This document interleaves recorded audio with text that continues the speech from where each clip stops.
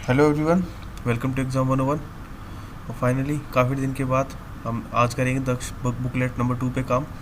Booklet 1 का मैंने quant section भी करा दिया और रीजनिंग सेक्शन भी करा दिया। आई नो बहुत सारे आ चुके हैं, सीरीज़ में बहुत सारे आ चुके हैं, बट ठीक है, मैं कंटिन्यू डेली रिकॉर्ड नहीं कर पाता, तो उसके लिए आई एम सॉरी। बट आज हम दक्ष बुकलेट 2 करेंगे, तो पहले देखते हैं, जो सेक्शन पहले आएगा वही कर लेंगे। ठीक है, वैसे आई प्रेफर क्वांट, बट ठीक है, जो भी पहले आएगा वो सेक्शन कर लेंगे। देखते हैं, पार्ट 2 है और रीजनिंग है एज यूजुअल। हाँ सर, रीजनिंग का पहले देते हैं सेक्शन में, कोई नहीं, करते हैं। चलो भाई, देखो सबसे पहली पजल है, कह रहा है 8% ABCDEFGH, कर्सर दिखा दूँ, पता लगता रहेगा, are kept in the square shaped table facing outside but not necessary in the same order. 8% है, 8 आउटसाइड देख रहे हैं। 4% are sitting at the corner and remaining 4 are sitting in the middle of the side of the square. मैं एक बार बना के दिखा देता हूँ कैसा है। सॉल्व हम ऐसे नहीं करेंगे, क्योंकि आपने देख लिया होगा पहली वीडियो में, मैं थ्रेड प्रेफर करता हूँ। ठीक है, तो ये इस तरह से कुछ बैठाने के लिए कह रहा है कि 4 आदमी कॉर्नर पे और 4 आदमी बीच में। ये 4 कॉर्नर पे हो गए, 4 बीच में हो गए। ठीक है, ठीक है। Middle, each person has different number of coins, सबके पास अलग अलग कॉइन भी है, तो 2 फैक्टर है इसमें। नाम होगा, जगह होगी यानी कि प्लेस, और कॉइन्स। D has 10 coins. चलो यहाँ से कंडीशंस लिखनी शुरू करते हैं। इसको मैं हटाऊँ सारे को, ठीक है।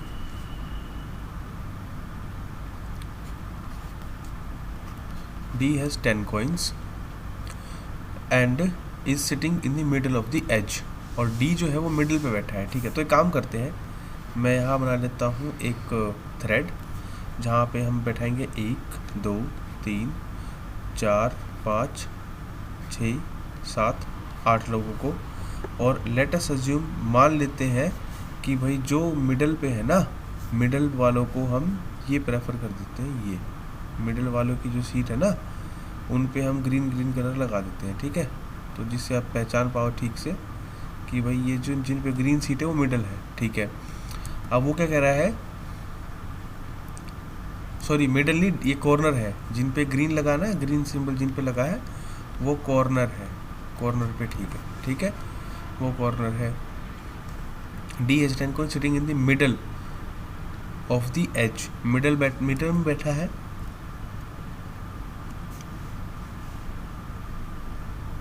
कलर चेंज करके और यहाँ लिख देते हैं मिड में बैठा है। ठीक है, मिड में बैठा है। The person who is sitting opposite to B is sitting second to right of D.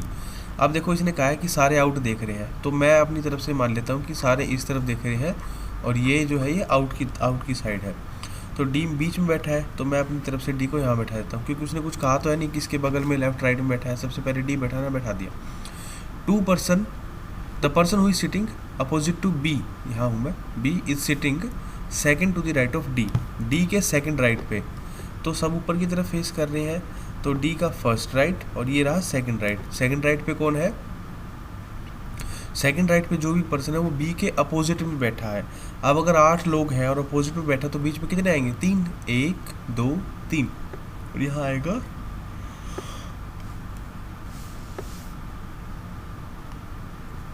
B, sorry भाई, सॉरी। ठीक है, तो इसने ये कहा है कि डी के जो सेकंड टू राइट पे है, ये सेकंड टू राइट पे है, उस वो है उसके अपोजिट में, जिसके अपोजिट में बी बैठा है। तो 1 2 3 छोड़ के उसके अपोजिट में बी बैठा है। ठीक है, ठीक है। 2 person are there between B and A, B और ए के बीच में 2 पर्सन है। तो अब भाई ये देखो, ये बी है, यहाँ से 2 छोड़ के ए यहाँ पे भी ले सकता हूँ, और ये बी है इस साइड, क्योंकि ये बंद था ना एक डब्बा, तो इधर से भी 2 छोड़ के हम ए इधर पे ले सकते हैं। एक बात पक्की है, ए कॉर्नर पे आएगा। चलो देखते हैं। अच्छा, डी को 10 कॉइन दिए हुए थे, वो भी लिख देते हैं।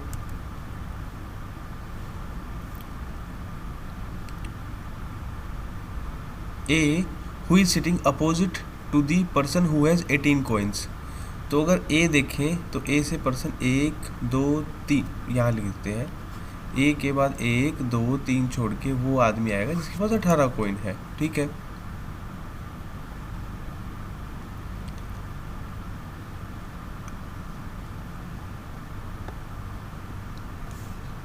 एटीन कोइंस की बात आएगा। F is sitting neither adjacent to nor A nor B, यानी कि जो एफ आएगा ना उसकी बगल में ना तो कहीं ए बैठ सकता ना उसकी बगल में कहीं बी बैठ सकता, ठीक है। तो एफ कहाँ बैठ सकता है, अब देखो बी की बगल में बी यहाँ पे है तो एफ यहाँ पे नहीं बैठ सकता, और बी के इस साइड एफ यहाँ पे नहीं बैठ सकता, एफ यहाँ पे भी नहीं बैठ सकता। मान लिया एक बार के लिए ए यहाँ पे है, अगर ए यहाँ पे है तो एफ यहाँ नहीं बैठ सकता, और अगर एक बार के लिए ये मान लो ए यहाँ पे है तो यहाँ एफ नहीं बैठ सकता, तो एफ किसी हाल में यहाँ नहीं बैठेगा, ठीक है, ठीक है। तो अब ये बात रहेगी, अगर इधर ए बैठा है, अगर ए इस तरफ है तो फिर ए को एफ को कहाँ आना पड़ेगा, एफ को इन दो जगह पे एफ आ सकता है ना, एफ। और अगर ए ये हुआ तो एफ कहाँ कहाँ आ सकता है, एफ सिर्फ फिर यहाँ पे आ सकता है। चलो आगे देखते हैं।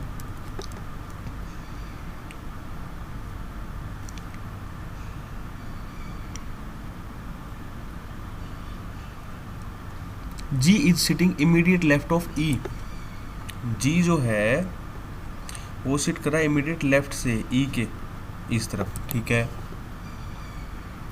ई हु हैज़ 19 कॉइन्स, ई के पास 19 कॉइन्स है। उसके बाद कह रहा है सी हैज़ 14 कॉइन्स, तो सी के पास 14 कॉइन्स है।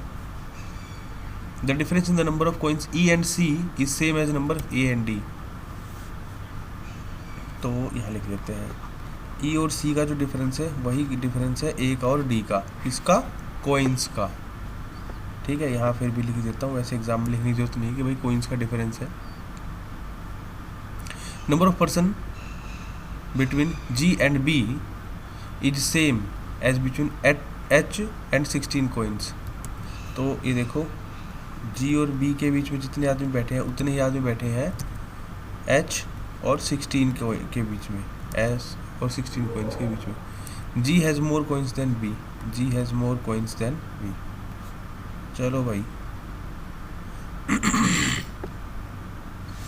डी 10 में बैठा है, मीडियम पे है, ए से 3 छोड़ के 18 आएगा, ठीक है। अब यहाँ पे ए है तो 1 2 3 छोड़ के यहाँ पे 18 आ सकता है, यहाँ पे ए है तो 1 2 3 छोड़ के यहाँ पे 18 आ सकता है, ठीक है। और इसने क्या मना किया है, एफ के बगल में ना ए आएगा ना बी आएगा, ठीक है। और जी ई एक साथ आएंगे, तो भाई एक एक बार चेंज करके देखना पड़ेगा। सी के पास 14 कॉइन्स हैं, ठीक है। अभी हमें किसका पता है, देखो इस कंडीशन में हमें ये पता है सी के पास 14 है और डी के पास 10 है, ठीक है। ए के कॉइन्स नहीं पता, ठीक है। दोबारा देख लेते हैं एक बार, पढ़ते हैं। D has 10 coins sitting in the middle of the person sitting opposite to B is sitting second to right of D, second to right of D, D का फर्स्ट राइट सेकंड राइट, उसके 1 2 3 छोड़ के opposite बैठना है B को, ठीक है। 2 person are there between B and A, B और ए के बीच में 2 पर्सन है, इधर से भी 2 लेके देख लिया और इधर से भी 2 लेके देख लिया, 2 पर्सन हमने 8 लिए ना, 1 2 3 4 5 6 7 8, ठीक है।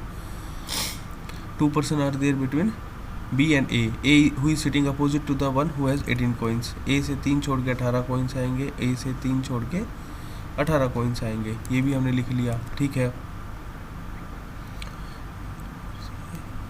A who is sitting opposite F is neither adjacent to A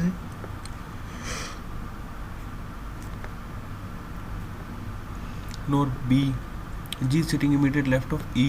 E has 19 coins, C has 12 coins, different number of coins and E and C is same. चलो भाई, और तो कुछ ऐसा बड़ा हिंट तो है नहीं ना, ऊपर है कोई बड़ा हिंट, ठीक है। अच्छा कॉइन कैसे हैं, 10 12 14 15 16 18 19 22, देखो 10 12 14 15 16 18 19 22, ठीक है। थोड़ा सा खेल लेता हूँ यहाँ पे बस, वैसे कुछ फ़र्क पड़ना है नहीं, उससे हमारा क्वेश्चन सॉल्व करने के मामले में, ठीक है। लेकिन ढूंढना नहीं पड़ेगा इससे बार बार, बस फिर ये इतना ही है, ठीक है। अभी देखो 10 मतलब कि अगर सी के पास 14 है तो 14 से क्या डिफरेंस बन सकता है जो 10 के साथ ही बन जाएगा? भाई 10 से 12 बन सकता है, तो 14 से 16 बन सकता है, यही तो हो सकता है। मैं इसकी बात कर रहा हूँ यहाँ पे कि भाई जो 10 के साथ ए का डिफरेंस है, भाई 14 के साथ ई का डिफरेंस है कोइंस का, तो 10 से 12 का डिफरेंस 2 का है, ऐसे ही 14 से 2 का डिफरेंस 16 हो सकता है। 10 से 4 का डिफरेंस 14 का है, तो फिर 14 तो उधर आ ही नहीं सकता, सी इस तरफ है, ठीक है। 10 से 5 का डिफरेंस 15 का है, 15 से 5 20 नहीं आ सकता। 10 से 6 का डिफरेंस 16 का है, नहीं 10 से 5 का, 14 से 5 19 का, ठीक है। 10 15 14 19 भी हो सकते हैं। ई के पास कितने हैं कॉइन्स? ई के पास 19 है, ये देखो बन गई ना बात। ई के पास 19 कॉइन्स है भैया, और अगर ई के पास 19 कॉइन्स है तो देखो 14 और इसका 19 5 है, तो ए के पास कितने कॉइन होंगे? डी के पास 10 है, तो 5 का डिफरेंस लगा के ए के पास हो गए 15 कॉइन्स, तो यहाँ लिख दो 15 होंगे ए के पास कॉइन्स। बात समझ में आई? ई के पास 19 है, सी के पास 14 है, ए के पास 15 है, डी के पास 10 है, ठीक है। इससे मुझे फ़ायदा क्या होगा? एक तो इसको मैं ख़त्म कर देता हूँ, खाम खा कंडीशन दिख रही है मेरे को, एक इसको भी ख़त्म कर सकता हूँ, ये भी कंडीशन खाम खा की दिख रही है। अब देखो बस मैं एक काम कर सकता हूँ, कलर चेंज करके एक बार मैं अपना केस चेक कर लेता हूँ। मैं पहले ए को यहाँ रख के देख रहा हूँ, मेरे को कुछ नहीं पता कहाँ पे है, मैं एक तुक्का मार के देख रहा हूँ, ठीक है। अगर मैं ए को यहाँ पे रखूँगा तो देखो ए की बगल में और बी की बगल में एफ़ नहीं आ सकता, तो ए की बगल में एफ़ यहाँ नहीं आएगा, एफ़ यहाँ नहीं आएगा, बी की बगल में यहाँ नहीं आएगा और यहाँ नहीं आएगा। एफ़ के लिए जगह बचती है एक, एफ़ के लिए ये जगह बच गई। ए से 3 छोड़ के 18 रखना है, ए से 1 2 3 छोड़ के मैं यहाँ पे 18 रख देता हूँ। मैंने यहाँ पे 18 रख दिया, ए से 3 छोड़ के ये कंडीशन मान ली, ये कंडीशन मान ली, और जी ई एक साथ आएंगे, तो भाई जी ई अब एक साथ कहाँ आ सकते हैं? जी ई फिर एक साथ यहीं पे आ सकते हैं, ये रहा जी और ये रहा ई, यही तो बात है। ई पे आएगा 19, ठीक है, ए पे आएगा 15,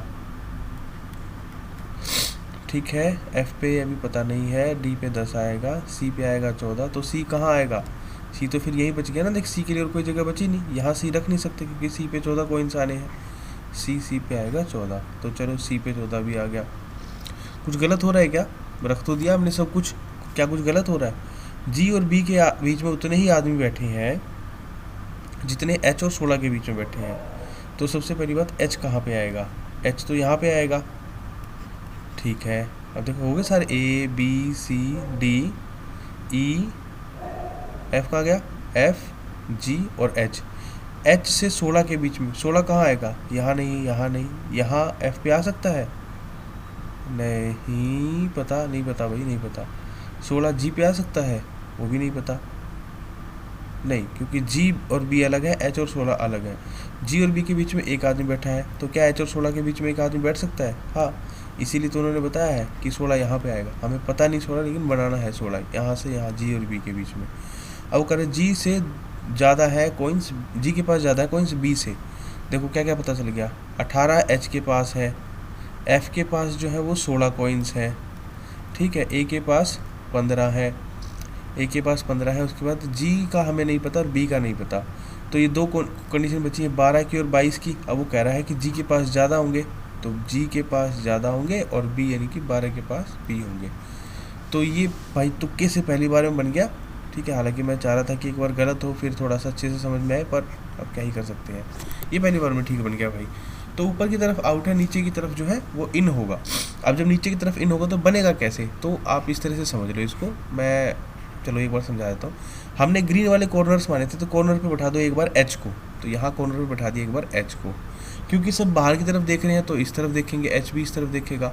अब देखो एच के राइट में क्या बैठा है? डी, फिर डी के राइट में एफ, तो ऐसे देखो एच के राइट में यहाँ पे डी बैठेगा, फिर डी भी बाहर देखेगा, डी के राइट में एफ बैठेगा, एफ भी यहाँ बाहर की तरफ देखेगा। तो अपने आप ही समझ जाओ कि इस तरफ से भरना है, एच डी एफ सी ए जी, एच डी एफ के बाद सी ए जी ई और यहाँ पे बीच में बी।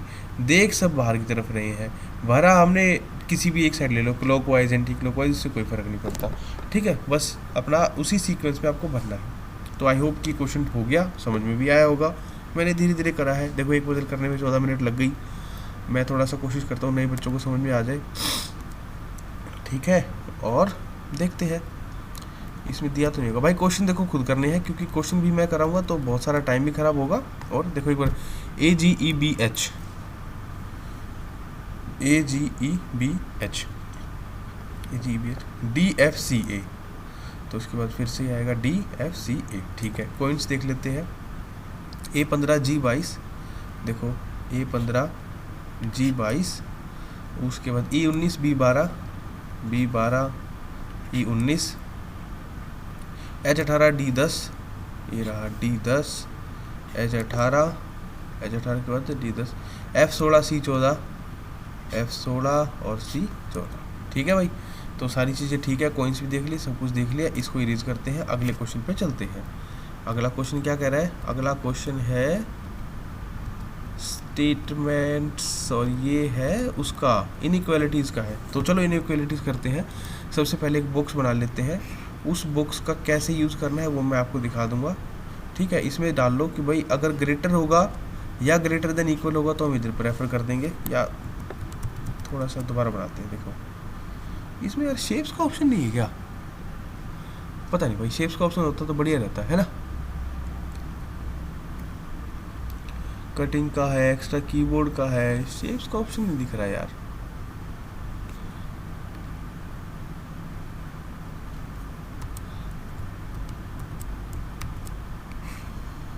चलो कुछ तो बनेगा। ये वो ले लिया भाई, लाइन है, सीधी लाइन में चल रही है जो।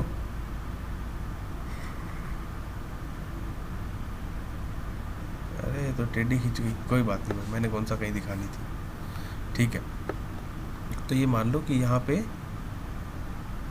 Greater than equal to, less than equal to, और बीच में रख लिया सच में इक्वल टू।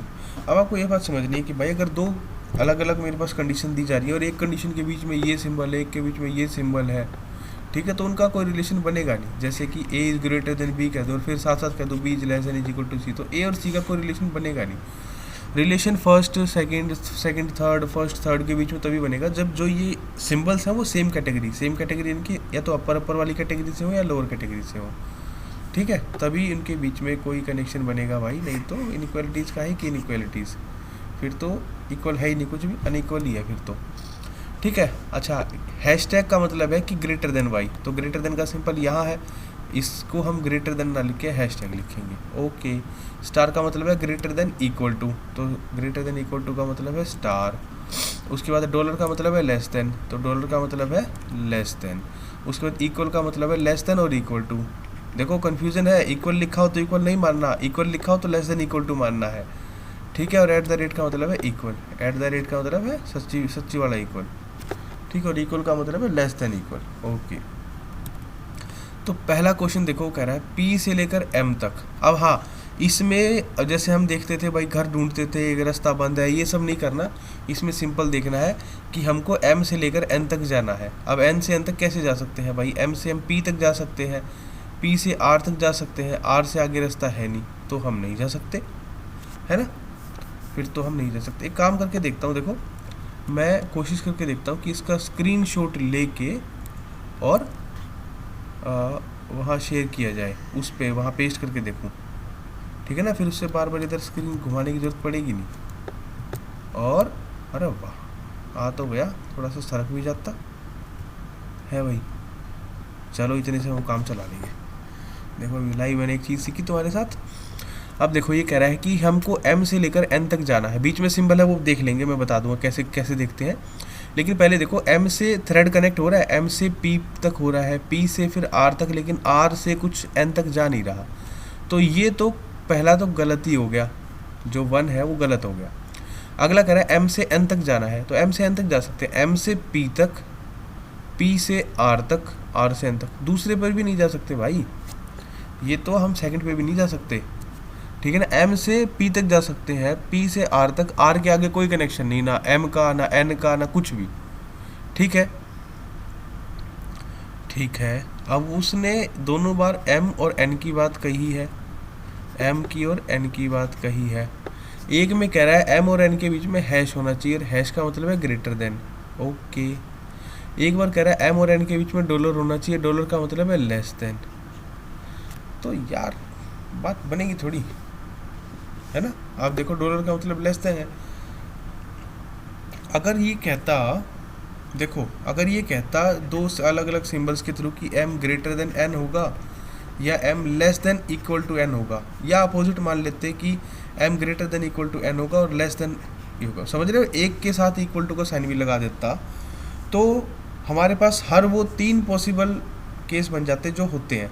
भाई m और n के बीच में क्या रिलेशन हो सकता है, तो m बड़ा होगा n से, या m छोटा होगा n से, या m बराबर होगा n के।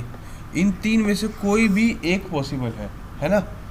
अब कोई भी, क्योंकि तीनों में से एक पॉसिबल है, तीनों में से पॉसिबल है, तो इन दोनों के अलावा भी तो एक पॉसिबिलिटी बन रही है कि भाई m is equal to n भी तो हो सकता है, जो कंडीशन नहीं दे रखी उसके हिसाब से, है ना।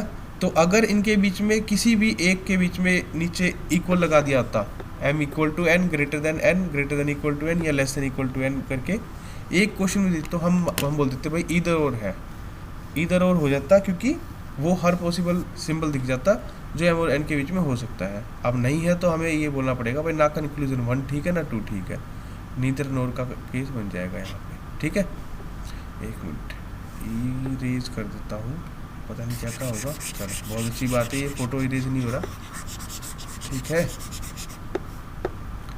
चलो भाई अगले पे देखते हैं। अगले पे ये कह रहा है कि T से जाना है Q तक, तो T से गए N तक, N से गए P तक और P से गए Q तक।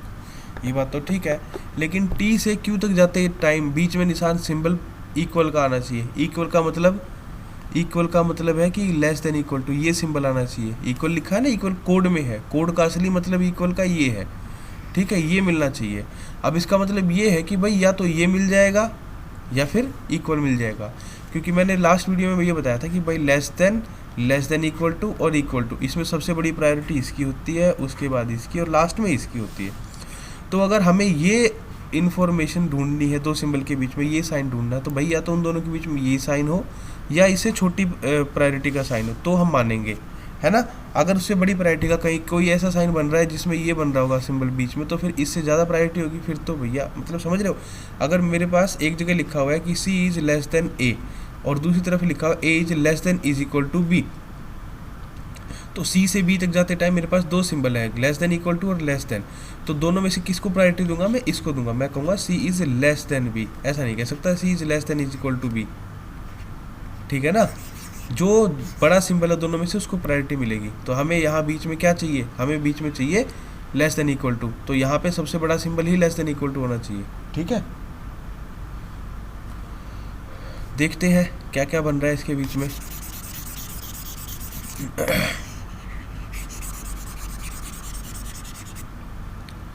देखो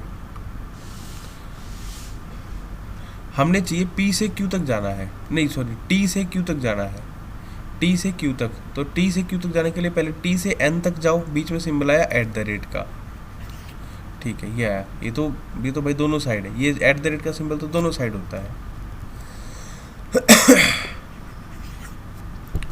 ठीक है। T से Q तक जाना है, तो T से N तक जाने में N से P तक आने में हैश आया, N से P तक आने में हैश आया, यानी कि एक बार ये सिंबल आ चुका है, एक बार ये आ चुका है, ठीक है।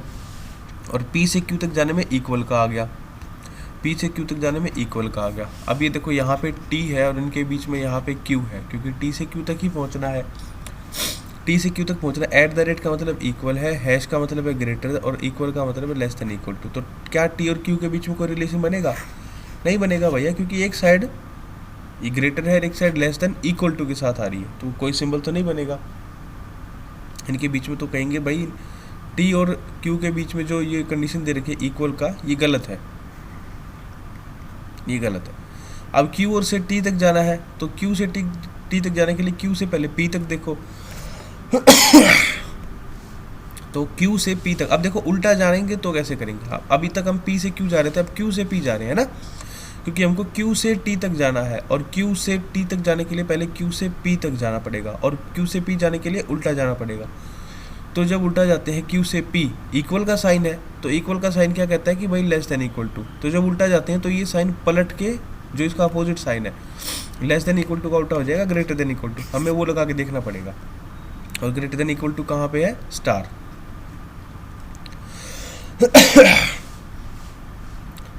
Q से T तक जाने के लिए पहले Q से P तक गई, और Q से P तक हमें स्टार चाहिए, तो Q से P तक ही सबसे पहले क्या मिला, स्टार मिल गया। Q से P तक स्टार मिल गया, P से N जाने तक हैश मिल गया। और अब यहाँ भी उल्टे चल रहे हैं, तो ग्रेटर देन ला लगा के क्या लगाएंगे हम, डॉलर लगाएंगे।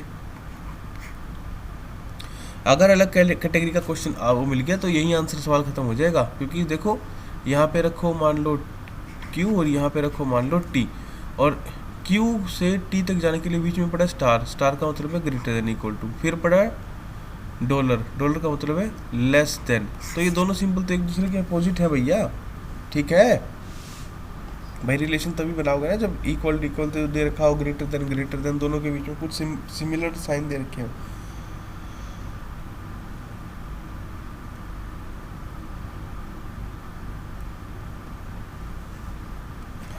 तो ये भी नहीं बनेगा। अब पहले केस में क्या हुआ, एक बार लिख के देखना चाहिए, कहाँ लिखा जा रहा है, हाँ ये रहा। पहले केस में क्या हुआ कि भाई T और Q था, दूसरे केस में क्या था कि भाई Q और T था, ठीक है। दोनों ही नहीं बने, दोनों ही नहीं बने में इसमें क्या था, नीदर नोर का केस था ना, ये तो ऊपर वाला, हाँ इसमें भी दोनों ही नहीं बने। T is equal to Q, T is equal to का मतलब है, इज इक्वल टू का मतलब है greater than, T is greater than Q, sorry greater than का मतलब less than is equal to, यहाँ पे less than is equal to मैं करता हूँ, ठीक ये T is less than is equal to Q, ठीक है।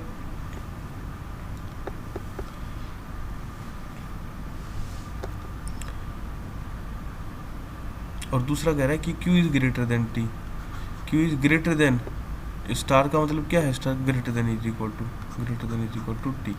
इसको पलट के देखेंगे तो फिर ये भी तो यही है, T is less than is equal to Q। देखो जो बात ये इधर कह रहा है, इसको घुमाने के बाद ये वही तो बात है जो फर्स्ट में है, वही बात सेकंड में कह रहा है ना। तो फर्स्ट और सेकंड को मिला के इधर और करने का भी कोई मतलब नहीं बनेगा भाई, क्योंकि जो चीज़ फर्स्ट में कह रहा है वही सेकंड में कह रहा है। इधर और का फायदा तब है जब तीन सिंबल है, तीनों दे रखे हो किसी तरह से, एक जैसे ना दे रखे, अलग अलग दे रखे हो, तभी हम कहते हैं भाई चांस है, ठीक है। अभी क्या दे रखा है इसने, बीच में सेम सिंबल दे रखे हैं, तो ये नहीं होगा, ना फर्स्ट होगा ना सेकंड होगा। तो भाई इसको भी हम इरेज करके, इसको भी, ओहो सब कुछ इरेज हो गया, तो सॉरी, अभी हम करेंगे इरेज, इरेजर से, इधर से, इधर से, इधर से,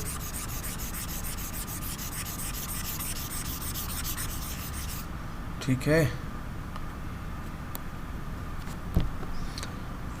ठीक है। तो ये आएगा नीदर नोर, ओके। लास्ट तो नहीं, 8वां तो है भी ये, Q से M तक जाना है, तो Q से M तक देखो भाई, Q से जा सकते हैं P तक, P से जा सकते हैं L तक, L से जा सकते हैं M तक। Q से M तक जाना है, बीच में हैश चाहिए, बीच में हैश का मतलब क्या है भाई, बीच में ग्रेटर देन चाहिए। चलो देखते हैं, सबसे पहले Q से जाओ P तक, Q से जाओ P तक, एट द रेट है, एट द रेट तो एट द रेट का मतलब इक्वल है, दोनों साइड इक्वल ही रहेगा। Q से जाओ P तक तो ये एट द रेट है, P से जाओ L तक हैश है, हैश का मतलब क्या है, ग्रेटर देन, ठीक है। और L से जाओ M तक तो ये एट द रेट है, तो यहाँ पे फिर इक्वल है, ठीक है।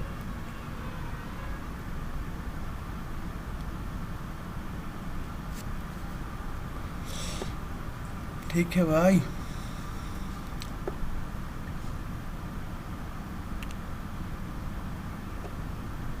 हम थे Q और M के बीच में देख रहे थे,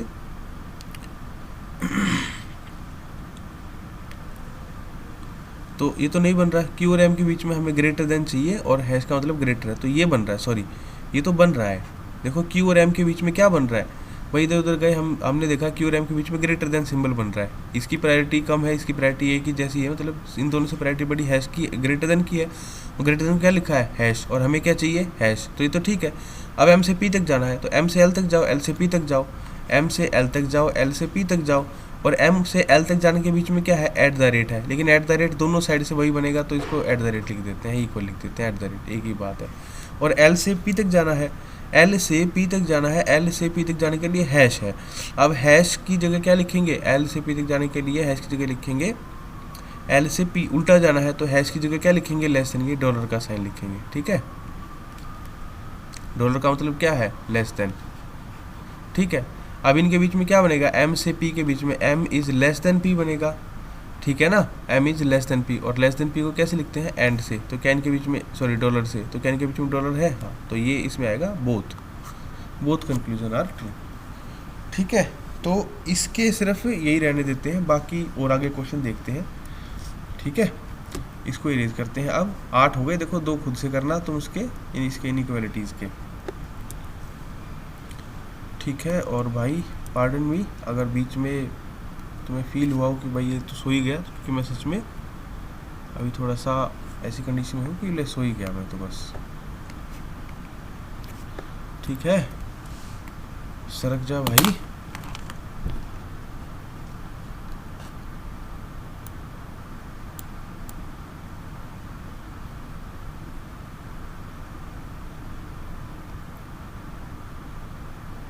ये एक सेकंड, एक क्वेश्चन गड़बड़ लग रहा है। देखो हमने करा छठे का डी, सातवें का सी, आठवें का ई, डी सी ई, छठे का डी, ठीक है, सातवें का सी, इधर और दिखा रहा है, इधर और कैसे होगा, एक ही तो बात बोल रहे थे, नहीं होगा, ई इसमें ई, ठीक है। आप दोबारा करके देखना, हो सकता है कुछ गड़बड़ हो, अगर फिर भी कुछ गड़बड़ आपको लगी कि हाँ भाई मैंने गलत करा है तो फिर कमेंट में लिख के बता देना, कोई दिक्कत नहीं है, ठीक है। चलो भाई 8 persons X M V P R T K and Z were born in May and November of different years 2002, 2005, 2006, 2009 ऐसे कर लेते हैं। 2002 मई एंड नवंबर है ना, मई एंड नवंबर, 2002 का मई आ गया और नवंबर आ गया, 2005 मई आ गया और नवंबर आ गया, 2002, 2005, 2006, 2009, 2006 का मई आ गया और नवंबर आ गया, उसके बाद 2009 का 2009 का मई आ गया और नवंबर आ गया, ठीक है। अब 8 पर्सन्स है, 8 पर्सन्स बोर्न हुए हैं इसके बीच में, ठीक है। उसके बाद कह रहा है not more than 1 person was born in the same month of the same year, ठीक है। एक जगह एक आदमी एक ही जगह तो बोर्न होगा। The persons named consecutive alphabetical order are not adjacent to each other, तो ऐसा नहीं है कि एल के बगल में अल्फाबेटिकल में एम बैठ जाए या इस तरफ एम बैठ जाए, ऐसा नहीं बैठेंगे। वैसे है ये काम की स्टेटमेंट, इसमें है ही नहीं कुछ भी अल्फाबेटिकल, तो बैठेंगे कहाँ से, ये तो बेकार की स्टेटमेंट मान लो, एक्स्ट्रा ऐड कर रखी है बस आपको टाइम ख़राब करने के लिए कि पढ़ो समझो क्या है, इसको नोट करो, ये अपना टाइम ख़राब करो। R was born 4 person before P, कितनी बढ़िया बात है। देखो सारे तो नहीं, ज़्यादातर गड़बड़ करेंगे। R was born 4 person before P, ये पी है, पी से 1 पर्सन पहले, 2 पर्सन पहले, 3 पर्सन पहले और 4 पर्सन छोड़ के ऐसे आर लिखने वाले जितने भी है ना, ये सारे गलत है भाई, क्योंकि 4 पर्सन पहले कहा है तो 1 पहले, 2 पहले, 3 पहले, तो 4 पहले पे यहाँ पे आ जाएगा R, okay. P who was not born in even year, तो जो पी है वो ओड ईयर में बोर्न हुई है। ओड ईयर कौन कौन से है, 2005 है और 2009 है, ओके।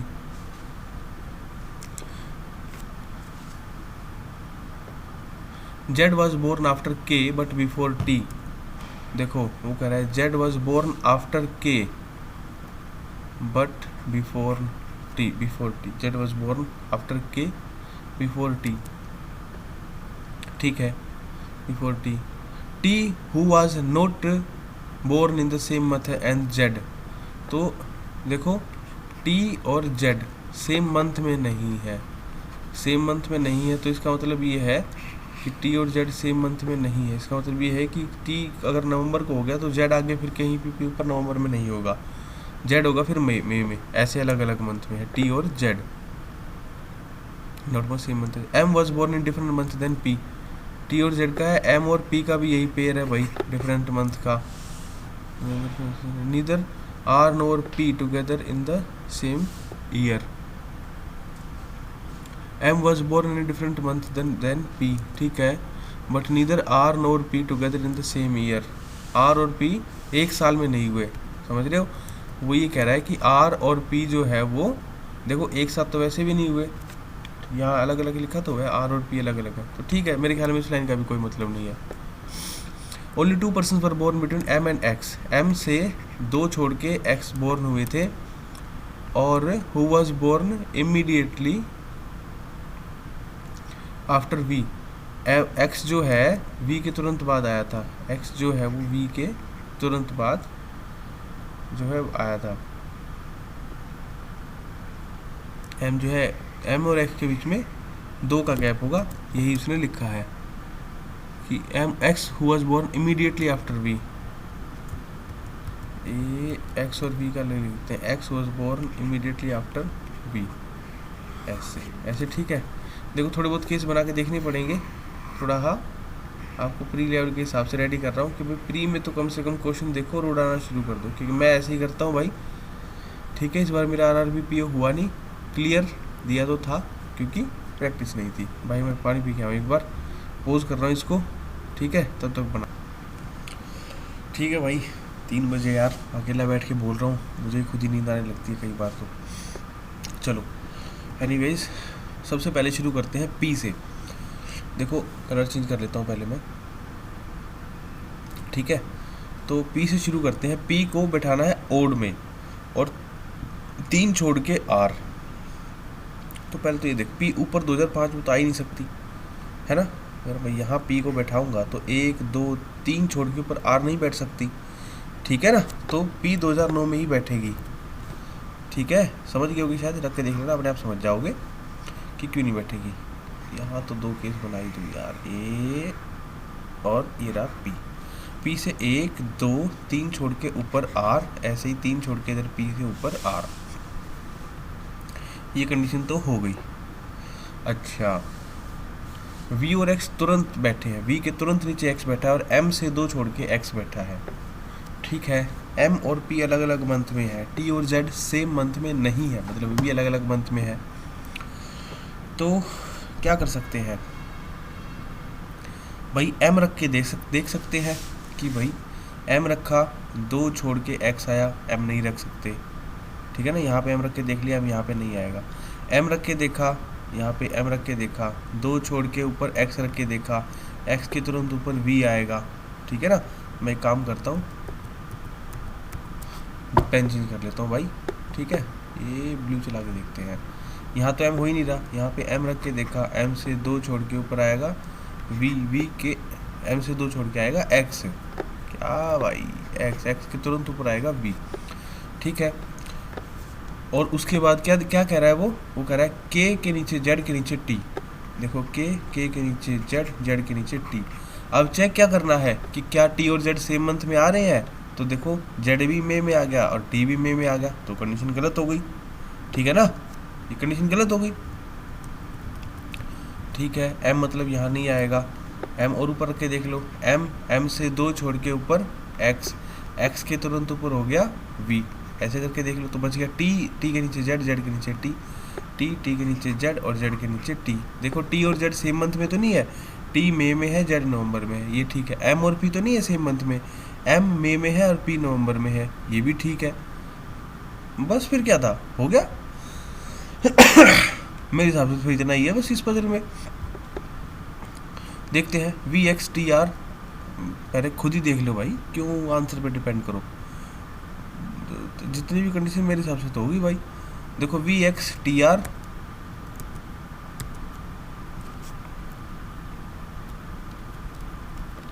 देखो आपको ऐसे देखना है वी एक्स के आर, के आर,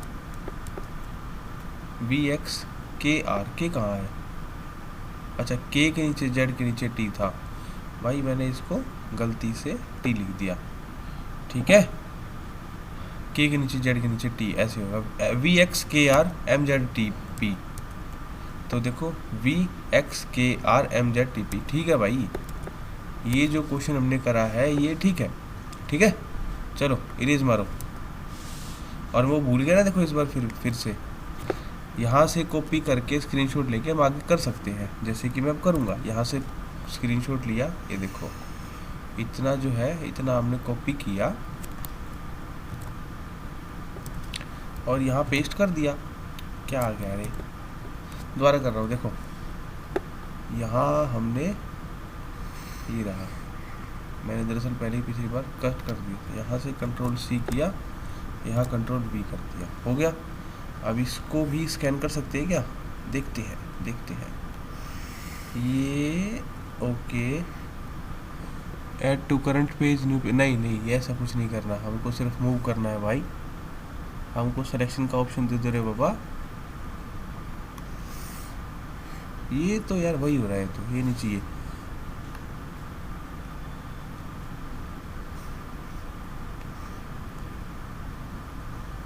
ओहो, मिल गया। चलो बहुत ही बढ़िया।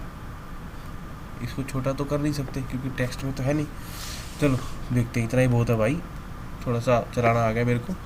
8 पर्सन ये sitting in library around a rectangular table with 3 seats on the, कहाँ दिख रहा है यार, ये रहा, longer sides and 1 seat on the other 2 smaller sides. तो ये पता है कैसे कह रहा है, ये कह रहा है कि एक टेबल तो है, पर एक टेबल पे, ठीक है यार जैसा बन गया पता नहीं, ये पेंटेम में दिक्कत है या मैं इतना बड़ा कलाकार हूँ। ठीक है, वो कह रहा है शिवम एंड गौर, भाई मैं इनका सबसे खाली रुचि को आर लिखूंगा, मनोज को एम, एक बार देख लेता हूँ रिपीट तो नहीं हो रही ना। देखो RMTPCYSG, ठीक है, कुछ रिपीट नहीं हो रहा। S and G are sitting opposite to each other but neither at extreme end of the longer side nor in the single seat in the. यार ये तो सिंपल कह रहा है कि भाई S को यहाँ बैठाओगे तो G को यहाँ बैठाना, S को यहाँ बैठाओगे तो G को यहाँ बैठाना, समझ गए। ना तो एक्सट्रीम पे बैठाना, ना उस साइड बैठाना जहाँ एक आदमी बैठेगा। Chirag is sitting on the one of the smaller side, तो चिराग या तो C इस तरफ आएगा या C इस तरफ आएगा, बाद में देखेंगे।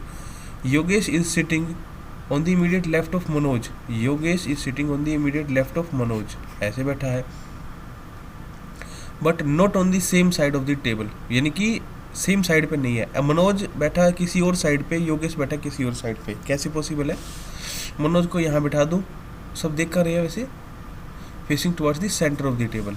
मनोज को बैठा दूँ मैं यहाँ पे, मनोज के लेफ्ट में आ जाएगा योगेश, अलग अलग साइड पे हो गए, एक छोटी साइड पे एक बड़ी साइड पे। मनोज को बैठा दूँ यहाँ पे, लेफ्ट में आ जाएगा योगेश। मनोज को बैठा दूँ यहाँ पे, लेफ्ट में योगेश, या मनोज को यहाँ पे तो लेफ्ट में योगेश। 4 केसेस बन रहे हैं अभी, तो हम कुछ भी नहीं छेड़ेंगे, अभी आगे देखते हैं। Ruchi is in the same row as Shivam, तो रुचि सेम रो में है, Ruchi is in the same row as Shivam and प्लैश, तो रुचि और प्लस सेम रो में आएंगे, तो यहाँ आर आएगा तो यहाँ पे पी आएगा, ठीक है। Tanvi is sitting opposite to Ruchi and immediate right of Chirag. देखो चिराग के राइट में कब बैठ सकते हैं, इस लाइन में तन्वी की बात हो रही है, तन्वी बैठी है रुचि के अपोजिट और राइट चिराग के राइट में। तो अगर चिराग को यहाँ मानूंगा, अगर ये अंदर की साइड फेस कर रही हैं दोनों सारे, तो अगर चिराग को यहाँ मानूंगा तो चिराग के राइट में इस लाइन पे नहीं पहुँच जाएगा। इस लाइन पे तन्वी के लिए जगह है नहीं, एक जगह आर आ गया, एक जगह पी आ गया, एक जगह एस आ गया, तो चिराग यहाँ कंफर्म हो गया, यहाँ से ख़त्म, यहाँ से ख़त्म हो गई। तो चिराग के राइट में तन्वी है और तन्वी किसके अपोजिट में बैठी है, तन्वी आर के अपोजिट में बैठी है, तो ये पी ख़त्म हो गया, यहाँ से पी यहाँ से ख़त्म हो गया, तो आर यहाँ से ख़त्म हो गया, यहाँ पी बच गया, ठीक है। अभी यार थोड़ा सा मिटा देता हूँ, बहुत होत पुछ हो रहा है ना। ये फालतू का बड़ा हट, फालतू का बड़ा हट, फालतू का बड़ा हट, फालतू का बड़ा हट, हट गया भाई, हट गया, सिर्फ बोलने से हट गया, ठीक है। तो अब क्या बच गया, एम के लेफ्ट में वाई बैठा है, तो भैया एम यहाँ बैठा है, एम के तुरंत लेफ्ट में वाई बैठा है। इतना इजी क्वेश्चन था यार, ये तो बहुत इजी क्वेश्चन था भाई, मज़ा आ गया, ठीक है। क्वेश्चन अपने आप कर लेना, मेरी नींद उतर गई, देखो इतना बढ़िया क्वेश्चन था ये, ठीक है। चलो अपोजिट कौन बैठा है, योगेश के, अच्छे क्वेश्चन है ये भी मिला लेना, ठीक ही होगा। तो यहाँ से फिर स्क्रीनशॉट लेंगे हम, अब तो हमें मिल गई ट्रिक, है ना। ये ली ट्रिक, यहाँ से चलो, कंट्रोल सी करो, यहाँ पे ठोक दो, दोबारा से ओए ओए ओए कैसे करना है, इस एरो से ये किया, ऊपर पहुंचा दिया। एक क्वेश्चन और ले लूँ साथ साथ, कॉपी तो करना है, एक क्वेश्चन और कर लेता हूँ साथ साथ, मज़ा आ रहा है ऐसे कॉपी करने में। ऐसे नहीं बोलना भाई आंसर देख लिया, आंसर नहीं देख रहा मैं सॉरी। इससे यार ऑनलाइन पढ़ाना अकेले का मुश्किल तो है।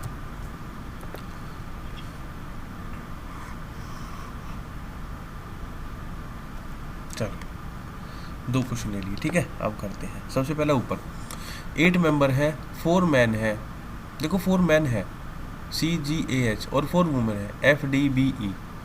F has 2 married sons and 1 married daughter. B has, ये रहा B has 2 married sons. B के पास एक बेटा है जिसकी शादी हो रखी है।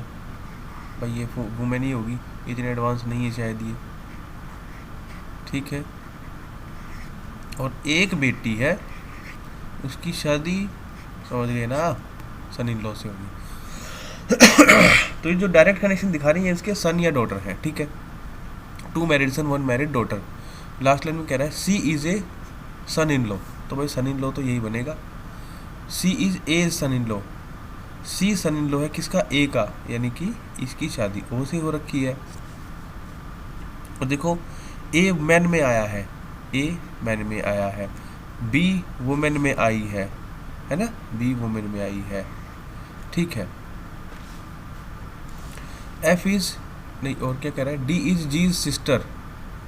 डी जो है वो जी की सिस्टर है, तो सिस्टर तो यही है ना, 2 भाई की एक बहन, तो सिस्टर यही है। डी जी की सिस्टर है, तो जी यहाँ मान ले, क्या दिक्कत है। F is not H wife. H, और देखो मेल कौन रह गया, ए हो गया, जी हो गया, सी हो गया। मेल कौन रह गया, ए हो गया, जी हो गया, सी, एच रह गया, तो ये एच मेल है, ठीक है। अब वो कह रहा है जो एच की वाइफ है वो एफ नहीं है, तो एच की वाइफ एफ नहीं है तो जी की वाइफ होगी एफ। जो बच गया उसको यहाँ डाल दो यार। एफ नहीं आया, एफ आ गया, डी आ गया, ई रह गया। ये भी आसान था, ये तो बहुत आसान था। ऐसा तो आ सकता है पेपर में, ठीक है, ऐसा तो भैया आ सकता है पेपर में इसकी मिट जाएगा क्या, अरे ये नहीं मिट रहा, ठीक है, नहीं मिट रहा तो अच्छी बात है। अब वो क्या कर रहा है कि 7 पीपल इतना made a fix deposit in a bank, no 2 people made fix deposit of the same amount, ठीक है। No one made fix deposit of less than 15,000 and more than 1 lakh. तो भाई 15,000 को मैं ऐसे लिखूंगा 15 के, 20,000 को लिखूंगा 20 के, 1 लाख को लिख दूंगा 100 के, समझ गए। N has made fix deposit of 49,000। अब ये कम ज़्यादा वाला है शायद, ठीक है, शायद कम ज़्यादा वाला है, देख लेते हैं। और के भी क्यों लिखना है इसे समझ जाओ यार।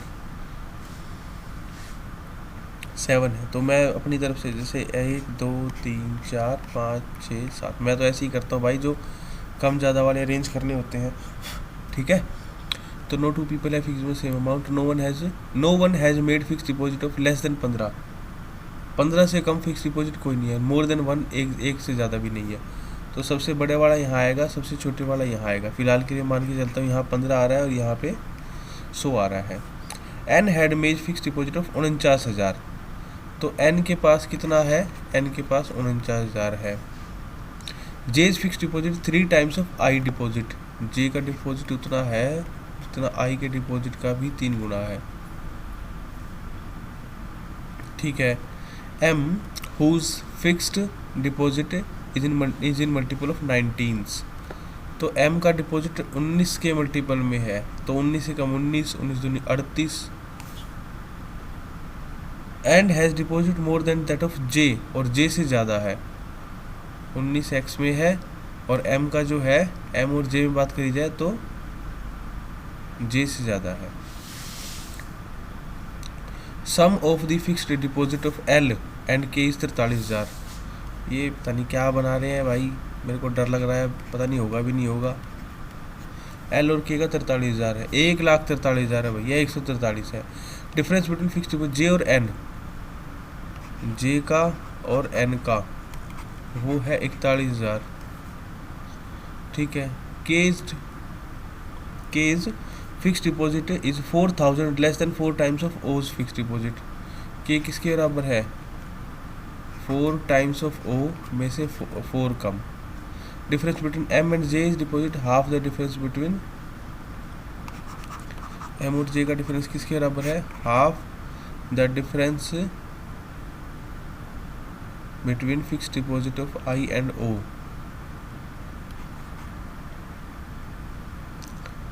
आई and O, I and O का मतलब आई प्लस आएगा भैया, ठीक है। Difference half the difference I and O. Fix deposit of I is more than that of O. I का जो फिक्स डिपॉजिट है वो more than that of O है, ठीक है। अब कैसे करें भैया?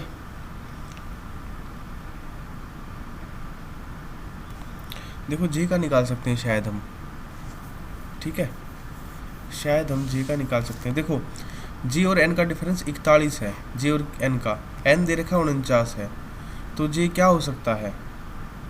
अगर एक चीज़ 41 है, यहाँ रखेंगे, एक चीज़ 41 है और एक चीज़ 49 है, तो इनका डिफरेंस क्या हो सकता है? मतलब इनका डिफरेंस जो है, ठीक है, मतलब एक डिफरेंस है, 41 और 49 का डिफरेंस है, तो क्या हो सकता है? या तो भाई इनमें, या तो एक संख्या अगर 41 है, नहीं डिफरेंस 41 का है, अगर एक संख्या 49 है तो दूसरी संख्या 8 हो सकती है इनका डिफरेंस, तभी इस दोनों का डिफरेंस 41 आएगा। या फिर वो संख्या क्या हो सकती है? इनके ऐड के बराबर 90 हो सकती है। इनकी एक संख्या है और 49 है, इन दोनों का डिफरेंस 41 होना चाहिए, तो 49 और 8 का डिफरेंस भी 41 होता है, 49 और 90 का डिफरेंस भी 41 होता है। हमें क्या लेना है? हमें यहाँ पे 90 लेना है, क्योंकि उसने क्या कहा है कि 15 से छोटा कुछ नहीं है, 41 से बड़ा कुछ नहीं है, तो यहाँ पे क्या है? 90, ठीक है। किसका 90 है? जे का, जे का 90 है, यहाँ लिख देता हूँ यार बीच में, जे का 90 है, ठीक है। अब मिटाते हैं ये सारी चीज़ें। चलो जे का 90 है, तो अब करें, जे का छोटा है, एम का ज़्यादा है और 19 के मल्टीपल में है, तो एम का 95 हो गया, 19 के मल्टीपल में तो भाई 95 होता है, एम का हो गया 95, ठीक है, ये भी हो गया। जे का कितना है? आई का 3 टाइम्स है, तो जे का 90 है तो आई का 30 है, आई का 30 है, आई का है ओ से ज़्यादा और ओ का कितना है नहीं पता, ठीक है। तो एक बार मिटा के देखते हैं यार सारा, ठीक है, ऐसी इसकी जरूरत पड़ी ही नहीं, ठीक है। तो J K L M N O P, M का 95 आ गया, आई का, आई कहाँ से आ गया? जे के, देखो J K L M N O P की जगह आई है,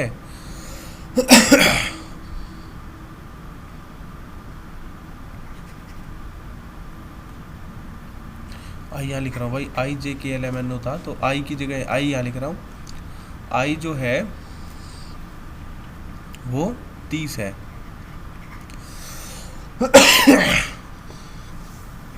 ठीक है। अच्छा, एम 95 हो गया, जे 90 हो गया, और के कितना निकाला? के निकाला था अभी, एक 90 हो गया था, जी 90 हो गया था, ठीक है। और कह रहे हैं एल और के 143 है मिलके,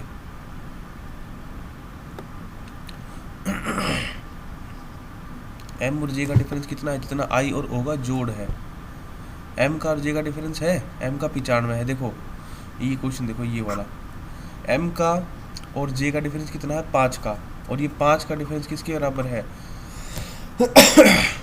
आई प्लस ओ का हाफ, इस 2 को उधर लेके जाओ, आई प्लस ओ 10 हो गया, सीरियसली 10 हो गया, कुछ और लिखा है यहाँ पे।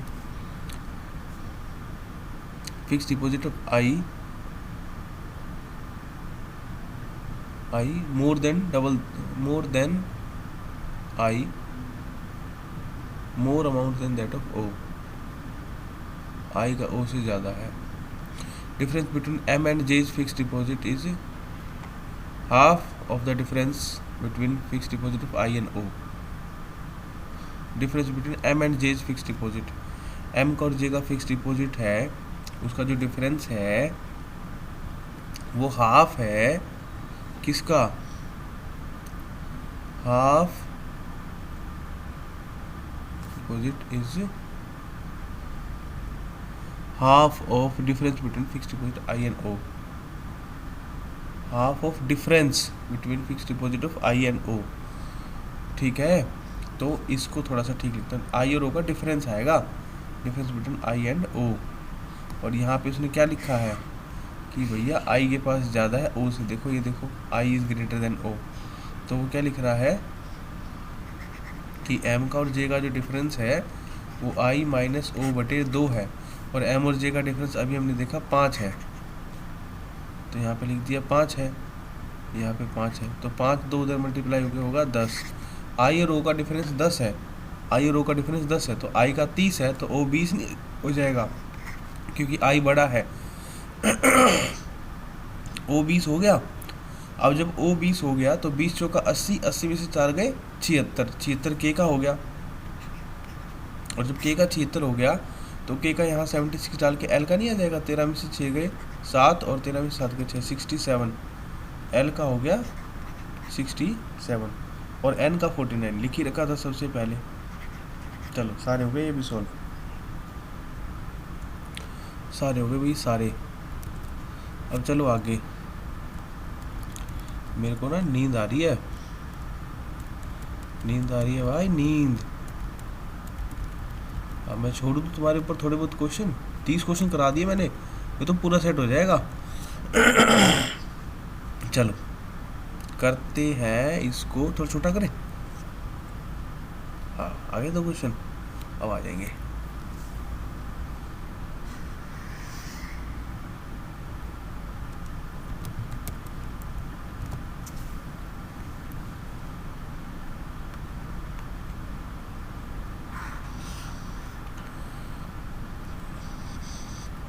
ठीक है, अब देखो 2 क्वेश्चन और ले रहा हूँ, फिर नहीं लूँगा भाई, ठीक है, एक छोड़ रहा हूँ तुम्हारे ऊपर।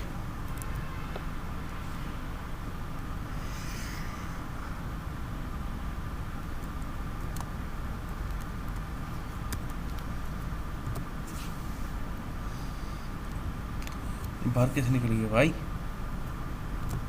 देखते हैं करके, चलो हो जाएगा छोटा यहाँ से, और इसको करके पहुँचा दिया यहाँ पे, ठीक है। बीच में बथेरी जगह खाली है, अब तो कर सकते हैं, ठीक है।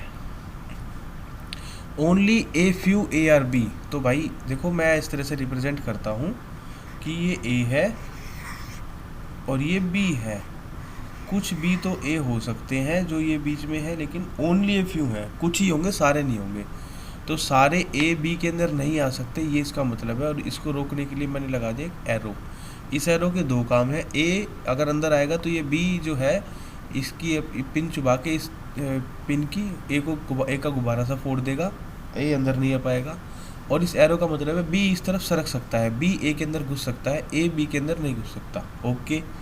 ओनली बी आर सी, अब ओनली बी और आर सी स्टेटमेंट को पढ़ा जाता है पीछे से ऑल लगा के, ऑल सी आर बी, तो ऑल सी आर बी ऐसे बनेगा, लेकिन एक कंडीशन होती है कि भैया ऑल के केस में जो अंदर होता है उसको छेड़ते नहीं है, ये सी किसी और के साथ बाउंड्री नहीं शेयर कर सकता, ना ए के साथ ना किसके साथ, तो इसकी ये बात फिक्स है कि सी सम ए आर सी अगर क्वेश्चन में आएगा तो वो गलत ही होगा, क्योंकि सी अगर ओनली के केस में लिखा है ना ओनली बी आर सी, तो इसका मतलब तो है ऑल सी आर बी, लेकिन इसका ये मतलब नहीं है कि सी सम सी आर बी है, सी जो है किसी और के साथ बाउंड्री शेयर करेगा, फिर नहीं करेगा ओनली केस में।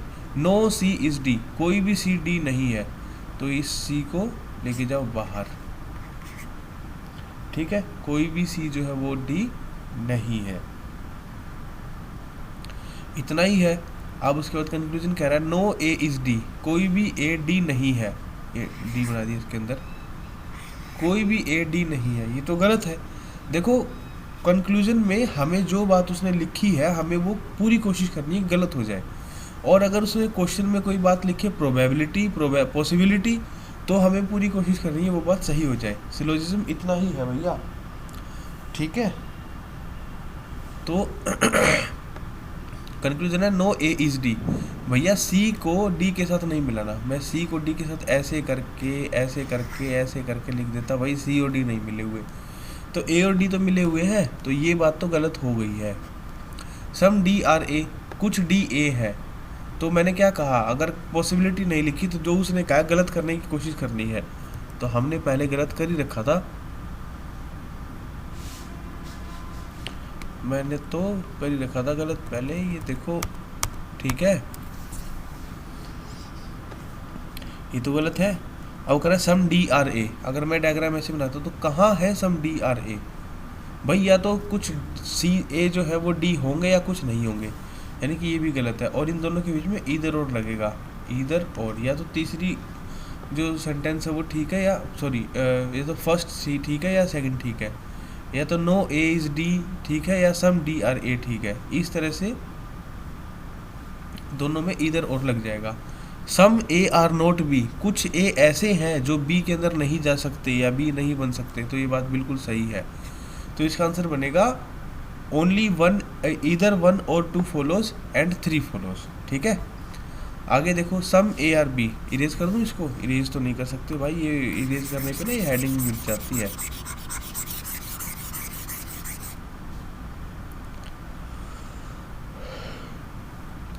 देखो भाई मैं कह रहा हूँ ना नींद आ गई थी मुझे। Some A are B, some A are B, अरे ओवरलैप तो करो भाई, मिनिमम ओवरलैपिंग करनी है भाई,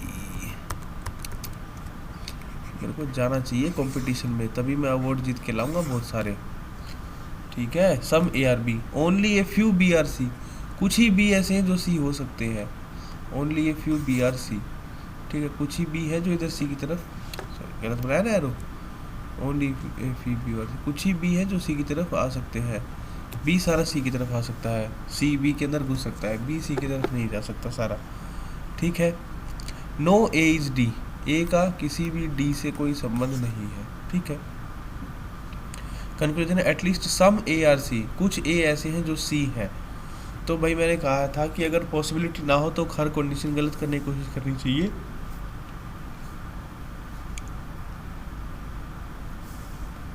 तो इसका आंसर है some some A are, at least some A are C, तो सम ए और आर सी हमें कहीं नहीं दिख रहे, तो हमें इसको गलत करेंगे। All B and C is a possibility, all B and C, all B are C is a possibility, क्या सारे के सारे बी सी के अंदर घुस सकते हैं, भाई मैंने एरो लगाया नहीं घुस सकते, तो ये पॉसिबिलिटी तो नहीं है, ठीक है। इधर देखते कर तो ये क्या है क्वेश्चन,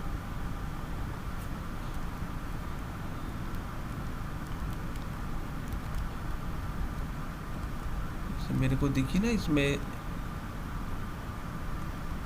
कम कंक्लूजन दिखी, ये रहा ना इसमें नो डी इज सी, कोई भी डी सी नहीं है, तो ये तो गलत कर सकते हैं हम ए और डी के बीच में कोई कनेक्शन नहीं दिखाना, हम डी को इधर इतनी दूर दिखा के कनेक्शन बना सकते हैं, ठीक है। नो डी इज सी, तीसरा जो लाइन लिखी है ना वो ये लिखी है कि नो डी इज सी, तो जो नो डी इज सी है ये सही है।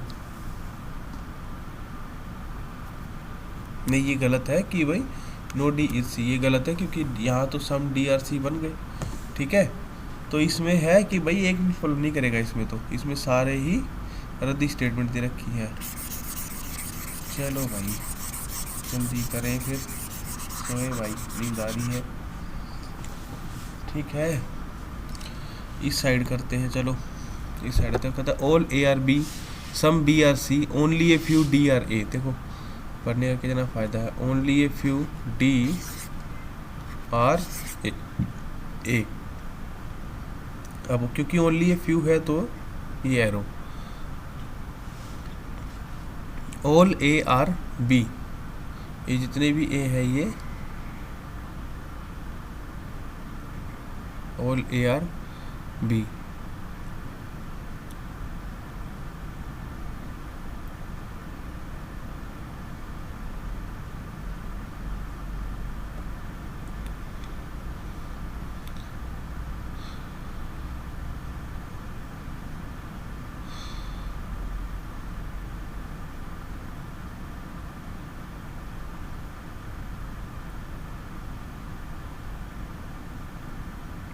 Sorry guys, sorry I was lost. हाँ, तो ऑल ए आर बी हो गया, सम बी आर सी ये नहीं हुआ, सम बी आर सी ये लिख लेते हैं, और only a few D are A, only a few D are A ये मैंने पहले बना लिया। इसके हिसाब से कंक्लूजन क्या है, all D being B is a possibility, क्या सारे के सारे डी बी बन सकते हैं? हाँ, क्योंकि ऑल ए आर बी है, देखो छोटा सा बना के दिखा रहा हूँ, ठीक है, ये है भाई, यहाँ एरो लगा दिया कि ऑल ए आर बी है, तो ये भी तो ऑल ए आर बी है, अगर मैं इसको बी मानूँ तो ये भी तो ऑल ए आर बी है। और वो कह रहा है ऑल डी बीइंग बी, क्या सारे के सारे डी बी बन सकते हैं? अगर मैं ऐसा डायग्राम बनाऊँ तो ऑल डी बीइंग बी जो पॉसिबिलिटी है, तो ये कंडीशन ठीक है, ठीक है। सम बी आर डी, कुछ बी डी है, तो देखो कुछ बी तो डी रहेंगे भाई।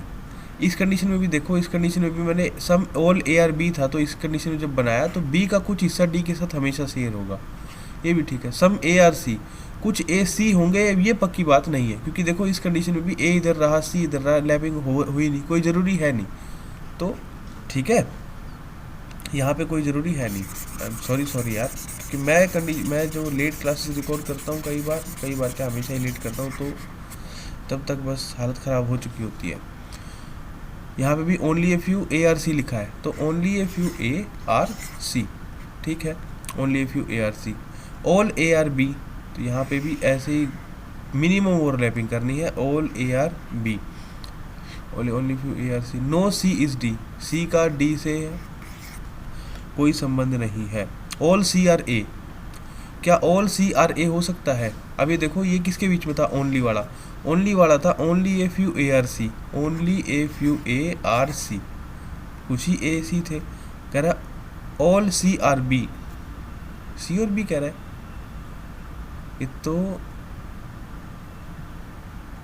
ए all A are B, only a few A are C, no C is D. All C are B, क्या सारे के सारे सी बी के अंदर आ सकते हैं? All C are B, all C are B, तो सारे के सारे सी बी के अंदर आ सकते हैं, लेकिन है नहीं। पॉसिबिलिटी होती तो ठीक हो जाता, वैसे अभी है नहीं। ऑल सी आर बी, ठीक है ना, ऑल सी आर बी अभी आएगा नहीं, क्योंकि भैया जो सी है वो ए के अंदर तो आ सकता है, और पॉसिबिलिटी होती तो करते। ऑल सी आर बी वैसे गलत है कि भाई देखने से तो नहीं लग रहा ना हमें। सम बी आर सी, कुछ बी जो है वो सी है, तो ये है क्योंकि ए और सी का कनेक्शन है, और ए को जब हम पूरा ओवरलैप करेंगे तो ये बनेगा, ये ओके होगा। All a being D is a possibility, सारे के सारे ए डी के अंदर घुस जाए, ऐसा हो सकता है? ऐसा नहीं हो सकता, क्योंकि ए जो है डी के अंदर घुसेंगे, उसके लिए डी को बड़ा होना पड़ेगा, और डी का जो बड़ा हुआ जैसे ही, तो ए और सी से कनेक्शन बन जाएगा किसी न किसी तरह से, ठीक है। मतलब ये नहीं है पॉसिबिलिटी, ये जो all a being D possibility ये गलत है। अगर हम ऐसा बनाएंगे तो कुछ इस तरह का स्ट्रक्चर बनेगा जो एप्लीकेबल नहीं होगा, ठीक है। तो भैया ये हो गया। एक लास्ट क्वेश्चन और देखते हैं क्या है, क्या कह रहा है। ठीक है, वैसे मैंने 34 तो करा ही दिए हैं आज, ठीक है। देख रहा हूँ भाई लास्ट क्वेश्चन क्या है।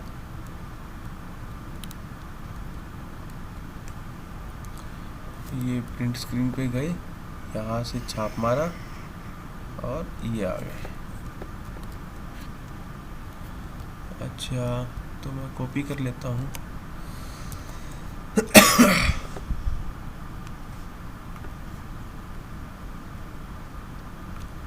कहाँ है वो, ये रहा।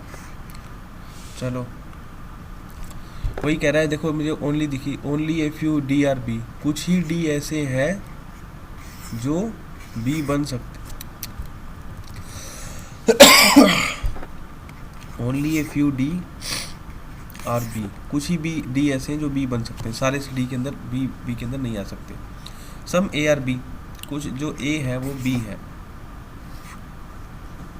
No C is D, C का और डी का कोई कनेक्शन नहीं है, ठीक है।